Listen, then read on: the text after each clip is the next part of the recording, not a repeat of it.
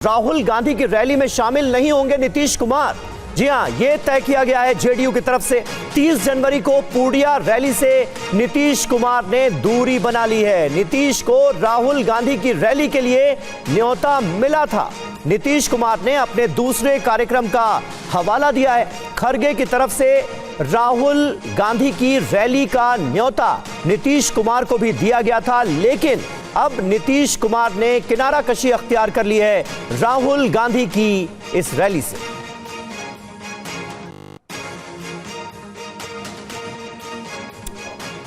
हमारे साथ इस वक्त हमारे तमाम संवाददाता इस बड़ी खबर पर नजर बनाए हुए हैं, वो मौजूद हैं। रूपेश कुमार पटना से हमारे साथ जुड़ रहे हैं, रविशंकर दत्ता कोलकाता से हमारे साथ मौजूद हैं और जीत भाटी हमारे सहयोगी दिल्ली से इस वक्त स्क्रीन पर आपको नजर आ रहे हैं। रूपेश, पहला सवाल आपसे, नीतीश कुमार ने किनारा कर लिया है राहुल गांधी की रैली से, वो नीतीश कुमार जो कि इंडिया गठबंधन के अगवा हैं। क्या मतलब है इसका, क्या मायने हैं, क्या मैसेज देने की कोशिश है?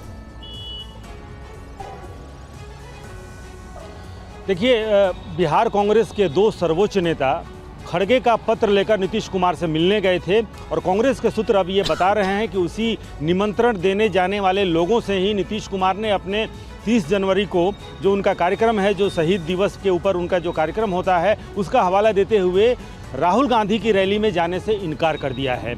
और ये बड़ी बात इसलिए क्योंकि नीतीश कुमार इंडिया अलायंस के आगाज करने वाले थे, लेकिन अंजाम तक पहुंचने के पहले किस तरह से ममता बनर्जी अकेले चुनाव लड़ेंगी, और अब जबकि राहुल गांधी की न्याय यात्रा बिहार में प्रवेश करने वाली है, 29 जनवरी को राहुल गांधी की न्याय यात्रा बिहार में प्रवेश करेगी और उसके बाद से 30 जनवरी को बिहार के अंदर इंडिया अलायंस की एक पहली संयुक्त बड़ी रैली करने की तैयारी कांग्रेस की तरफ से की गई थी। लालू प्रसाद यादव को भी न्योता दिया गया, नीतीश कुमार को भी न्योता दिया गया, लेकिन नीतीश कुमार ने राहुल गांधी की रैली से दूरी बना ली है। और ममता बनर्जी के कल के घोषणा के बाद से आज नीतीश कुमार का इंडिया या यूं कहें कि कांग्रेस की न्याय यात्रा के दौरान राहुल की रैली से नीतीश कुमार की दूरी बनाना एक और इंडिया अलायंस के लिए भी एक झटके के रूप में ही देखा जाएगा, क्योंकि नीतीश कुमार वो नेता हैं। बिल्कुल, नीतीश कुमार की ये दूरी ये बताती है कि ये संकेत भी है कि बिहार में इंडिया अलायंस में सब कुछ ठीक नहीं है। नीतीश के ताजा फैसले से इंडिया के भविष्य पर ही सवाल उठ रहे हैं। नीतीश ने राहुल की रैली से दूरी बनाई तो ममता बनर्जी पहले ही न्याय यात्रा में शामिल होने से मना कर चुकी हैं। ममता बनर्जी भी तेवर दिखा चुकी हैं। तो क्या ये जो खटास चल रही है इंडिया अलायंस में, इसका क्या भविष्य होगा? सवाल ये है। अब ममता बनर्जी पहले सीट बंटवारे पर कोई सहमति नहीं बन पाई और कहा कि हम अकेले लड़ेंगे, और अब रैली से भी यानी यात्रा से भी दूरी बना के रखी हुई है। रविशंकर दत्ता के पास चलते हैं। पश्चिम बंगाल में हो क्या रहा है और क्या ममता बनर्जी इस यात्रा में शामिल होंगी इस पर, क्योंकि अब भी सवाल है। रवि, क्या जानकारी मिल रही है? देखिए, अभी तक जो तृणमूल के सूत्रों मुताबिक जो खबर है, ममता बनर्जी राहुल गांधी का इस रैली में नहीं शामिल हो रहे हैं। राहुल गांधी का जो रैली पश्चिम बंगाल से होते हुए जाएगा, ममता बनर्जी ने साफ कह दिया उनको न्योता नहीं मिला है। तृणमूल के अंदर की खबर है, ममता और राहुल गांधी के बीच ये जो खटास तैयार हुआ है, इसका सिर्फ और सिर्फ जिम्मेदार और उत्तरदायित्व जाता है अधीर चौधरी के ऊपर।